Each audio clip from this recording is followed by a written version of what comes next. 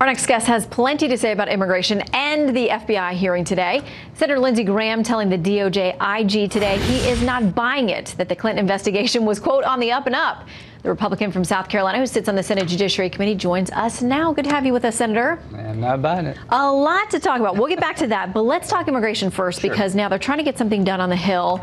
Paul Ryan, the House Speaker, said today on local radio there in Wisconsin that he believes he's gotten the indication from Senate Majority Leader Mitch McConnell that there is hope one of these House bills could actually pass in the Senate. What's your take? I don't know. I have to see what they pass. But as to the children issue, I think there's some growing consensus that we don't want to break families up, but we do want to make sure that if people are caught coming here illegally, they show up for their court date. That's the dilemma. So if a family is caught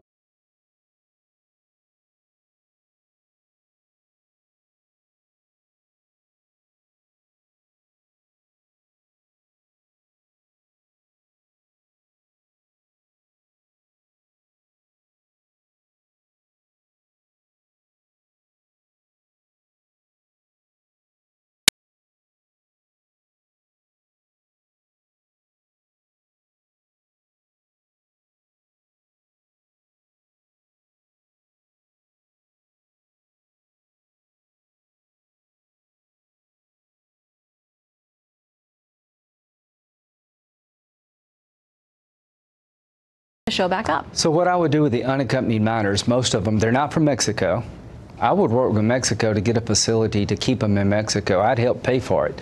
Don't let them come here, send them back to their home country, but stop in Mexico. That's where they come through.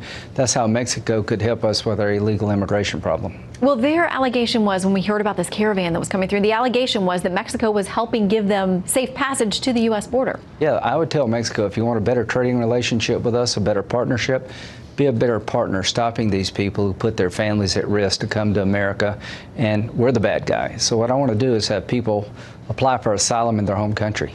Just don't show up on our doorstep. Go to the consulate or embassy in your home country and apply for asylum that way. One of the Democrats in the Senate, one of your colleagues on the other side of the aisle, Senator Blumenthal, had this to say about this whole situation today.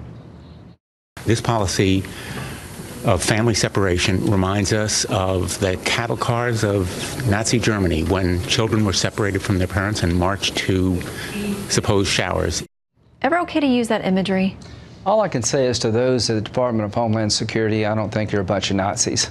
To the Border Patrol, you're doing your job the best you can. We've got a screwed up immigration system. Let's don't demagogue, let's fix it. There's a solution here. Senator Cruz has a pretty good idea. You hold the family together, you expedite the hearing so the parent has to show up, then whatever the judge rules, you execute immediately, and that will prevent a lot of our problems. So I think Senator Cruz has a good solution. We'll see where it goes. You seem to be having fun today on the Hill, questioning the Justice Department Inspector General and also the new FBI Director.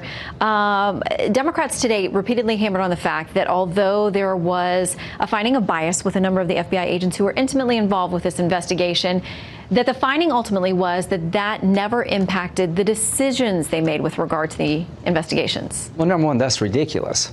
Who made the decision not to prosecute? The FBI. Mike Crapo asked a very brilliant question. If you believe the FBI's judgment was clouded, which they found, but the decision not to prosecute, you can't prove that was a result of bias.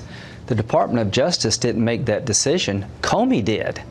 So what did we learn today? We learned today that the head investigator of the Clinton email investigation hated Trump's guts, told his friend, Miss Page, who was an attorney for the Department of Justice, on August the 8th, don't worry, he'll never be president, we'll stop that.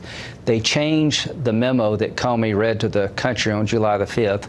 They took the word grossly negligent out and put extremely careless. I always wondered why. Grossly negligent is a legal term that would make you subject to 10 years in prison for grossly negligently handling classified information. So on August the 8th, this new email tells us all we need to know, that Strzok was intending to stop Trump. How can you stop Trump if you hold her criminally responsible? The reason they changed that word is they would have to indict Clinton if they did not change the term.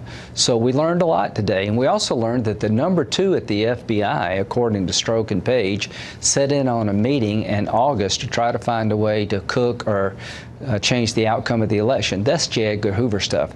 Imagine the number 2 guy at the FBI has a meeting with a lead investigator, and the bottom line is the whole idea of the meeting was to find an insurance policy to protect the country against Trump winning. That is what J. Edgar Hoover did.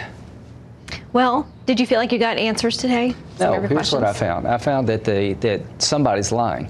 McCabe says he doesn't recall that meeting. Stroke and Page said he was in that meeting. So I'm not going to give up on this. If the number 2 guy in the FBI had a meeting with Page and Stroke in his office to find out how to create an insurance policy against Trump being elected, that is abuse at the highest level of the government. That is Watergate stuff. That's what the FBI used to do years ago, and I'm going to get to the bottom of it. So for you, this is the beginning, not the end. This is the beginning of something that I never dreamed could exist in this country.